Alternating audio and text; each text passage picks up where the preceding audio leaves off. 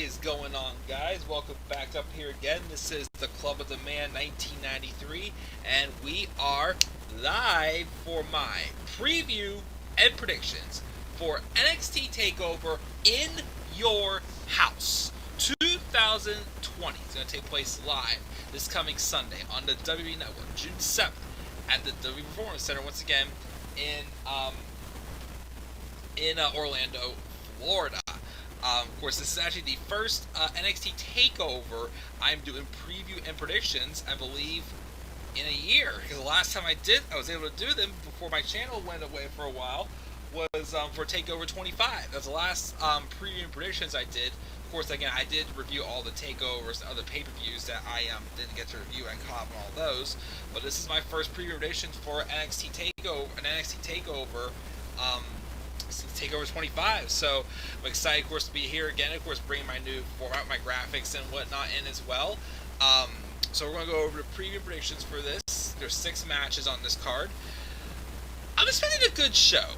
I'm not expecting a classic level show. I'm not expecting like 2018 caliber takeovers that we got, because 2018 takeovers were phenomenal. Again, definitely some of the best shows for sure was in 2018. But I'm expecting a good show. Not a classic, but a good show. So my expectations aren't extremely high, but I'm still hoping to be entertained by this show. I'm expecting like a B or B plus show. That's what I'm expecting out of this takeover in your house. Although I am predicting a lot of title changes to happen, though, on this show. I will be honest about that. In fact, I think all 3 title matches I have the title changing hands. Maybe that's the case. We'll have to wait and see. But that's what we're going to do. We're going to go through all over the 6 matches, talk about them, give my thoughts, and give my predictions as well, as normally we would do. So, let's move on to match number 1, which, again, as always, I try to predict them in the order how I think the matches should happen. And the match thing we should open up the show with is Keith Lee versus Johnny Gargano for the NXT North American Championship.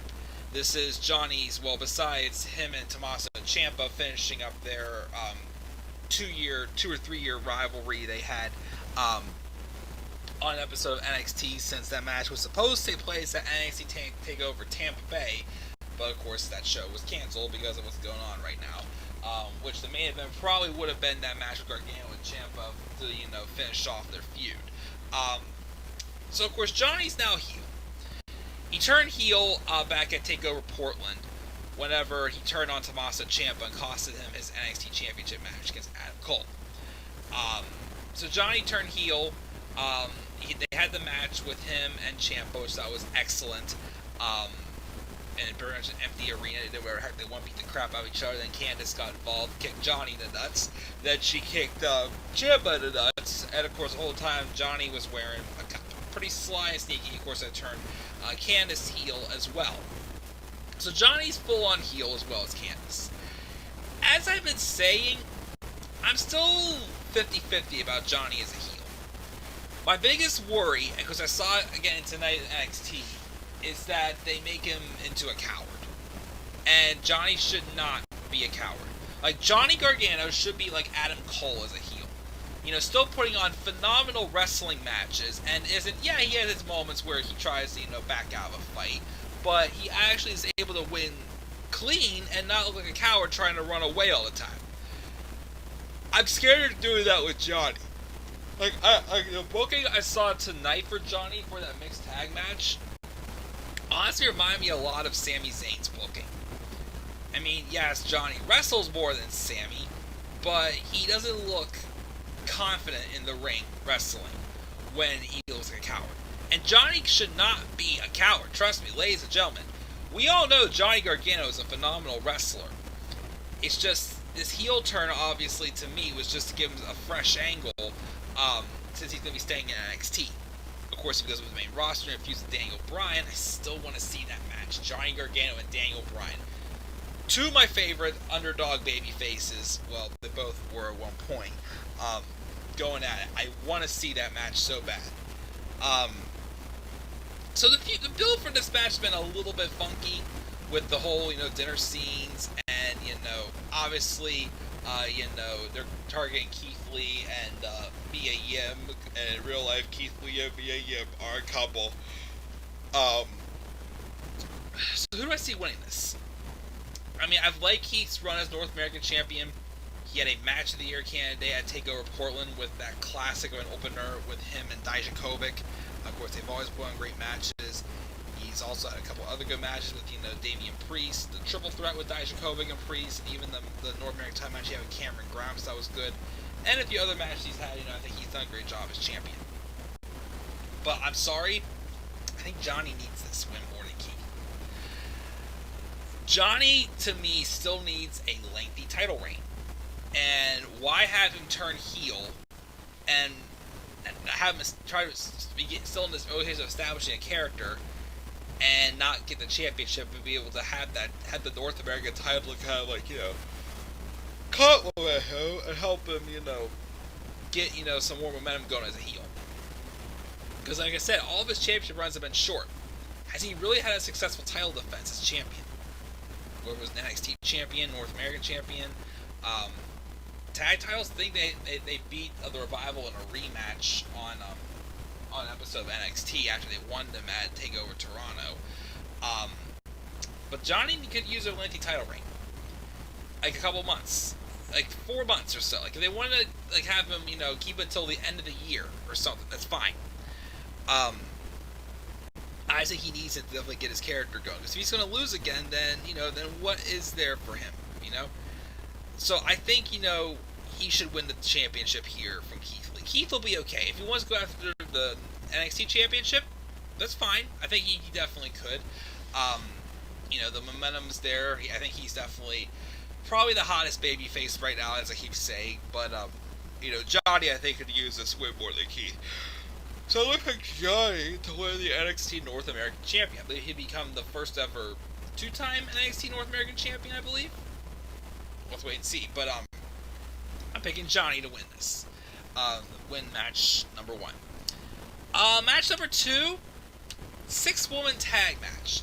It's Mia Yim, Shotzi Blackheart, and Tegan Nox taking on a team of Candice LeRae, Dakota Kai, and Raquel Gonzalez. Kind of a really random tag match. I thought we'd be at least getting, the NXT tag titles, or, maybe the Cruiserweight Championship finals could have taken place on the show, or, as I keep saying, it should have taken place on a pay-per-view, Matt Riddle and Timothy Thatcher inside that pit fight, or even if it was just Mia Yim and Candice LeRae, would have worked for me. Of course, like her husband, Johnny, Candice has also turned heel, developed this persona of the poisonous pixie, whatever the heck it is called. So far she's doing well as a heel. I just still question the dynamic between the heels and faces, especially in the women's division NXT. It feels like the ones with the most star power, a good amount of them are heels. I think we've kind of turned maybe a little too many people once heel, like Dakota Kai and Candice LeRae both being heels. Now I think it's a little bit much. Of course, we have Io Shirai also as a heel. So this is a little bit of a random thrown together match. But I still think it can be fun. Again, Mia Yim's good. Tegan Nox, love Tegan. She's still, of course, seasoning out, but I think she's doing great so far. Shotzi Blackheart's not bad. Again, I still am not fully supporting of her, but I do see a lot of, Jeff Hardy or Darby Allin in her. Dakota Kai is doing well as a heel. I mean, I still thought she should have been a babyface and won that championship off of Shayna Baszler, but at least her heel turn made sense when it happened. Again, Candice is a heel, doing good, but like I said, did she really need to turn heel? But so far I think she's doing good. I'm digesting her heel booking a little bit more than Johnny's heel booking so far. I'll say that. And Raquel Gonzalez isn't even too bad either. Like her a lot better than Nia Jax. For a big woman, Raquel Gonzalez, I think she's still working some kinks out, but I still think she's doing pretty good. As far as the winners, give it to the heels. Again, yes, we could build up with the baby faces, but again, the dynamic right now is too heavy on the heels. Plus, two, my prediction for the women's title match, I think you get these these, newly refined characters with these heels looking strong. So I'd say give this to the heels. LeRae, Kai, and Gonzalez, I think, will pick up the victory here in this 6-woman tag match. So that's that match. Match number 3, Finn Balor versus Damian Priest. Probably could have just been okay with this match just being on a regular episode of NXT. It should still be good, don't get me wrong. But I'm expecting this to probably be one of the weaker matches on the card. I'm a little confused as to what direction they're going with Finn Balor. Because, again, he's supposed to be a heel. But I feel like he's kind of being a babyface again because he's been booked against a bunch of heels lately. Like Cameron Grimes, now Damian Priest. He was kind of in a feud with Walter. And it looked like it was going to be for the NXT UK Championship, even though Ilya Dragunov on the last broadcasted episode where there was actually action going on for NXT UK, Ilya Dragunov won number of contentions. I don't know if they're going to do like a triple threat or something at TakeOver Dublin, which is rescheduled for the end of October. So Finn Balor's kind of been in a little bit of a weird looking rut.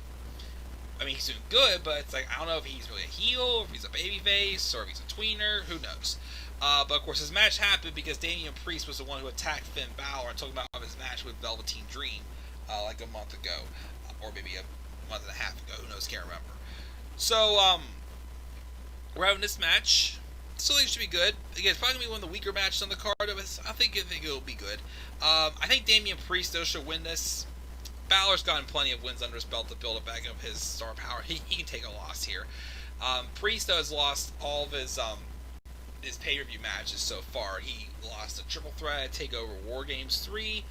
Actually, it's the only one he's had because he did lose his North American title match against Keith Lee, and he also lost a triple threat. So I think he definitely could use another kind of big win here and get a win over Balor, I'd say.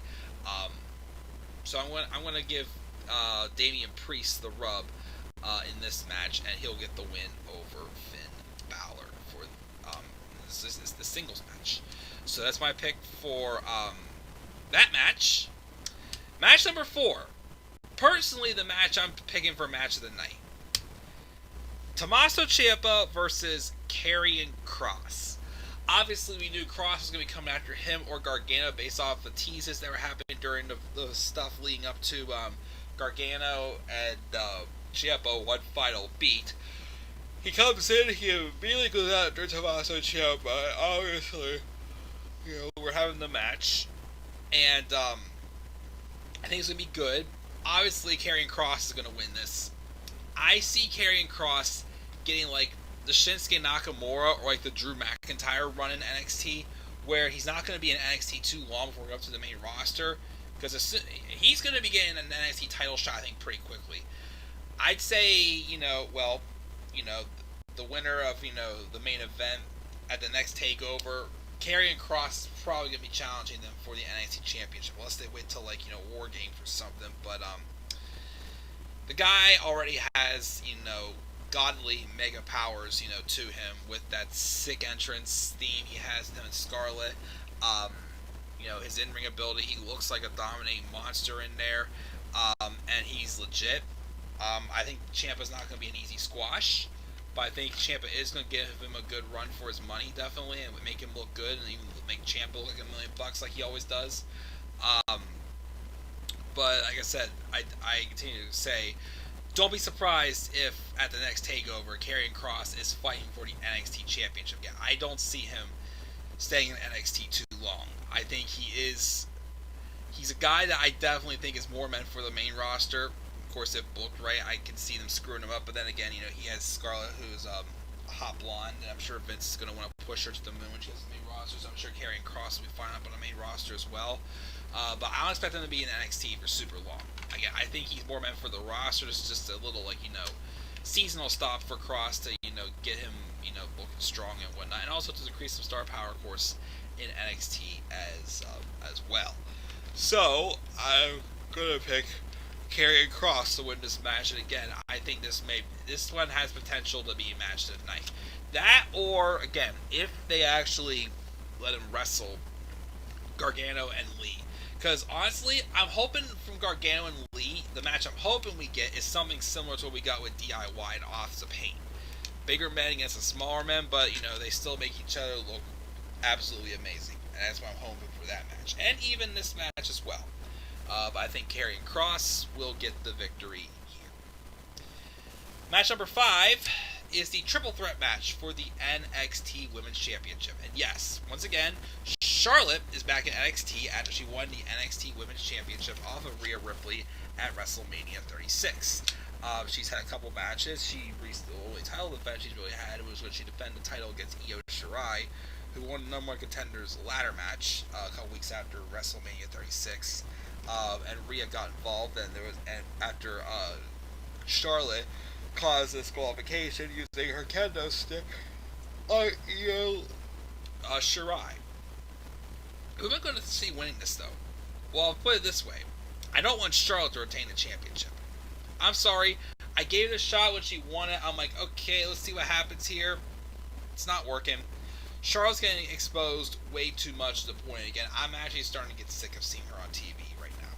And it's sad because, I think Charlotte's excellent in the ring, but she's not putting anybody over right now. So, here's the thing. I'm going to say put the belt back on Rhea. Because, of course, I said before, the face and heel dynamic for the women's division in NXT is just super weird. And it feels like too many bigger names are heels. And a lot of the faces are people who are still, like Shotzi Blackheart or Tegan Nox, are people who are still, working their way back up the ranks again, I feel. And just, increasing their star power. So, I'll give it to Rhea. But Rhea's my pick to win this. To win the championship back. Something's telling me, though, they may go with Io, though. I still think when Io turned heel last year, she was instantly ready to get that championship on her. Of course, she suffered an injury. It kept around for about 3 or 4 months, I'd say. And then, originally I heard the plan was not for Rhea to win a championship, just to come in and get, Shayna to tap out. But, they kept her around and made her champion. So, I think, with, how high they are on her and the star power, especially giving her a great match with Charlotte at WrestleMania 36, I think they should put the belt back on Rhea and give her a longer reign. And let someone like, Candice, LeRae, or maybe Io eventually win the women's championship.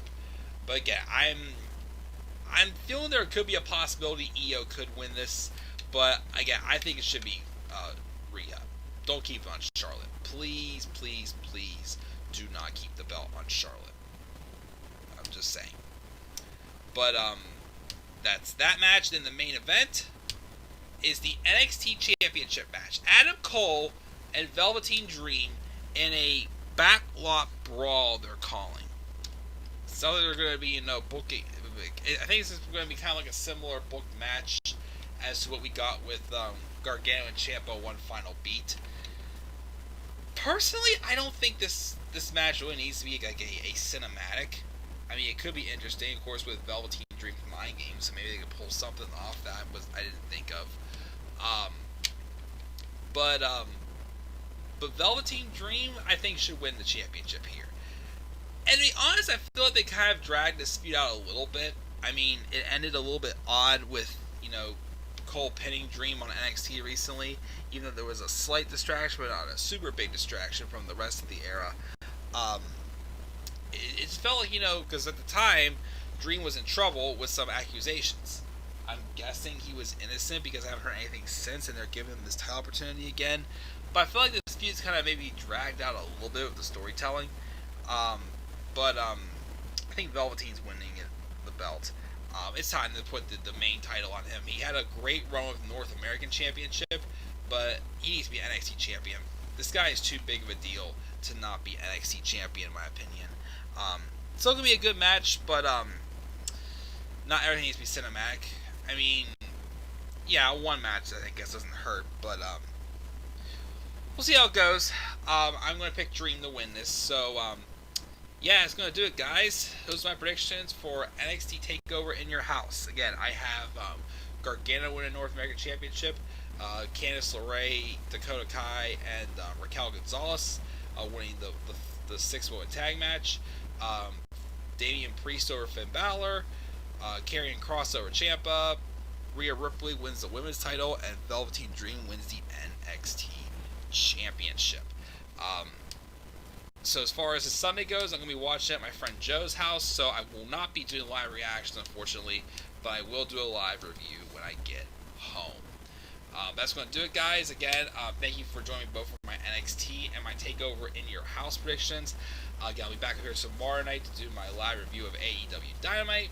So just leave me your thoughts down in the comment section below as always. Slap a like on the video, subscribe or comment to my channel, and follow me on Twitter at DemandAir93. I'll see you all in my next video, which again will most likely be the AEW Dynamite review from this week. So until then, guys, I'm out. Have a great rest of your night. I'll see you all later. Peace out, everybody.